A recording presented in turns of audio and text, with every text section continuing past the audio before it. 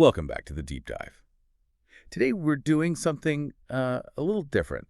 We've got a source that looks, well, incredibly simple on the surface. It's a basic dialogue transcript from an English learning resource. It's called Meeting Again. Right. I mean, it seems very straightforward. Exactly. Yeah. But our mission isn't just to read it or, translate it. The words are already crystal clear. We're here to really unpack the intentional simplicity of this text, to kind of extract the powerful, maybe hidden structure underneath that makes foundational learning stick. So if you're a learner who sometimes feels, a bit overwhelmed by information, this deep dive could be a really useful shortcut to clarity for you. Yeah, and it's interesting because the source itself, it sort of sets the stage right away. It promises a simple conversation, right, using easy English, slow speaking. Explicitly, so you can understand every word. They're basically tackling that problem of cognitive load before you even start listening. It's like they're giving you the minimum viable product for language practice. Okay, let's unpack this then. Let's get into it.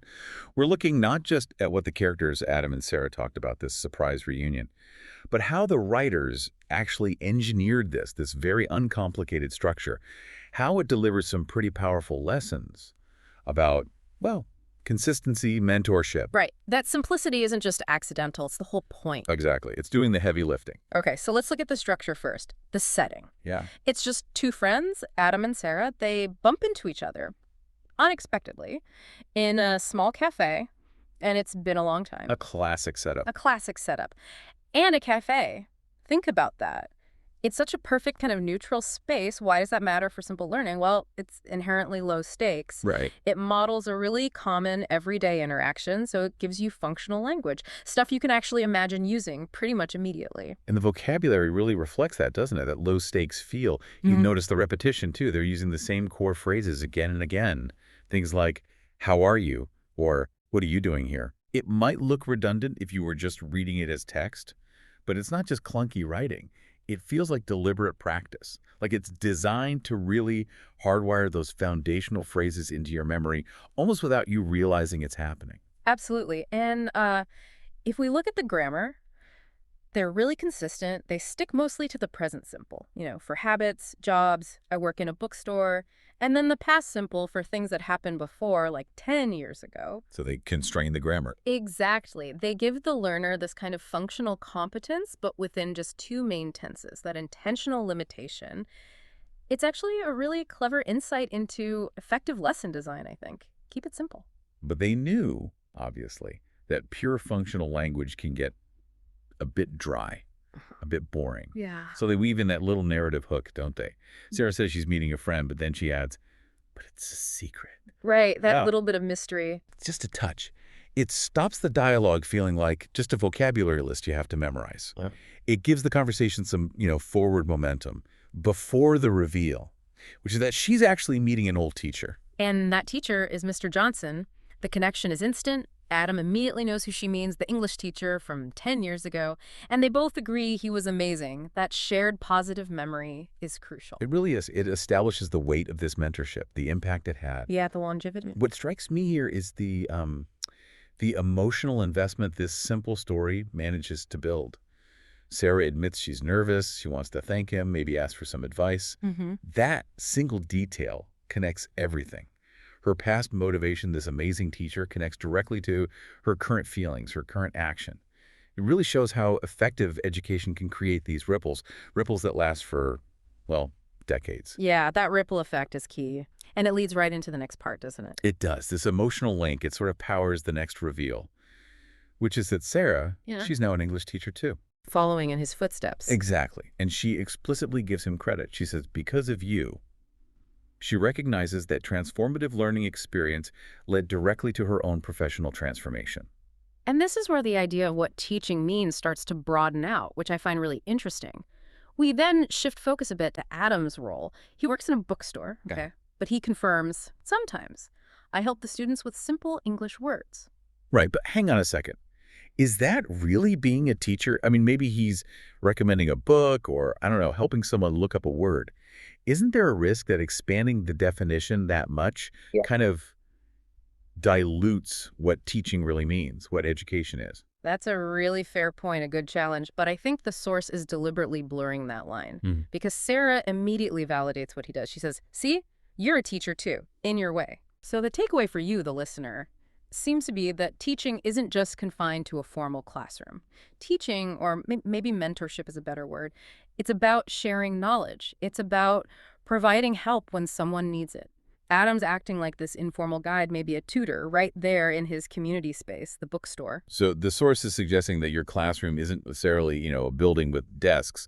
It's wherever you happen to share your skills, your language skills in this case. I quite like that. It takes a lot of pressure off, doesn't it? This idea that you have to be some kind of qualified expert to help someone learn. Exactly right. And that broader philosophy, it gets cemented when Mr. Johnson finally arrives. You get that immediate joy of the reunion. Wow, what a wonderful surprise. But then it's followed by his core belief, which feels like the real heart of the whole piece. He says, teaching is not just about grammar, it's about people. That phrase, it's about people. That feels like the anchor, doesn't it?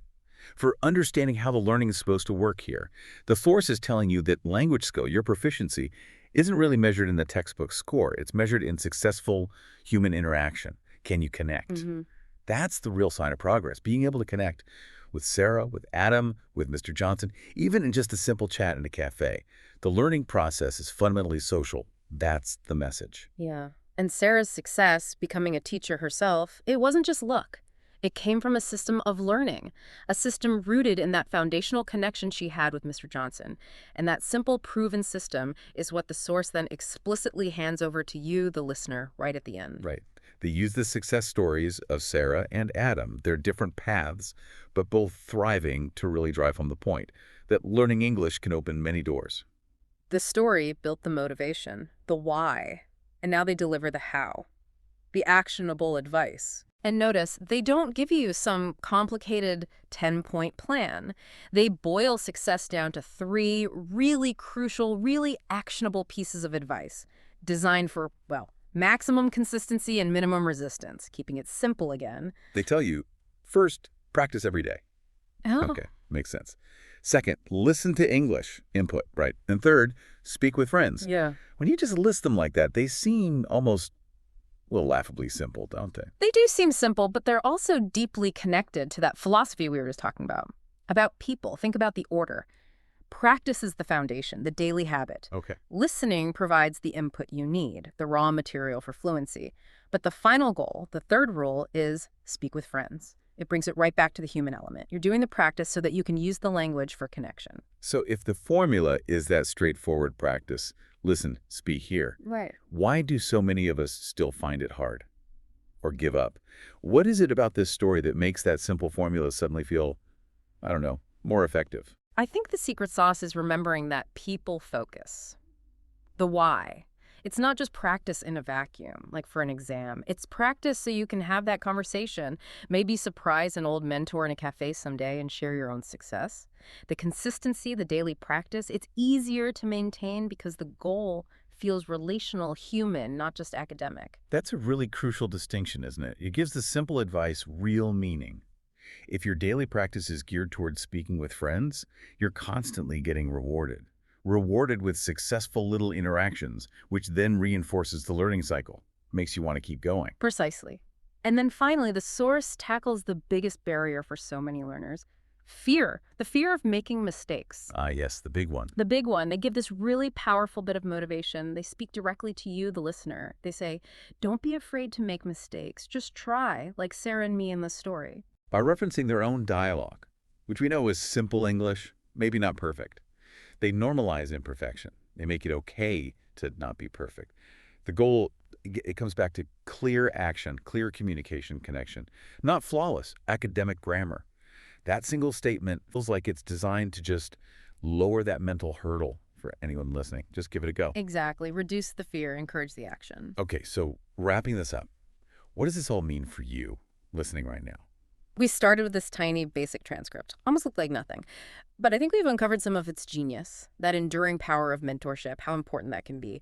The idea that a teacher can be anyone who shares knowledge like Adam in the bookstore, not just Sarah in the classroom. And maybe most importantly, the essential nature of simple, consistent practice. But practice that's rooted in human connection. It shows how a really clear basic structure, when it's engineered intentionally, can deliver incredibly deep, really impactful knowledge, and all without any complex jargon. Yeah, and it leaves us with an important question for you to maybe think about. Adam and Sarah, they both learned from the same great foundation from Mr. Johnson, but they applied that learning quite differently, didn't they? They did. One built a career in formal education, the other created this sort of community hub sharing knowledge in a bookstore. It just shows you that the knowledge you gain, it's versatile. It can take many forms. So the question is, how will you use the foundational knowledge you gain from your learning? And where does your classroom exist? Is it going to be professional, social, maybe a bit of both? That's a wonderful thought to end on. A good reminder that the possibilities really are endless. Thank you so much for joining us for this deep dive into the surprising power of simplicity. Keep practicing, keep listening, and yeah, most importantly, keep speaking with your friends. Goodbye for now.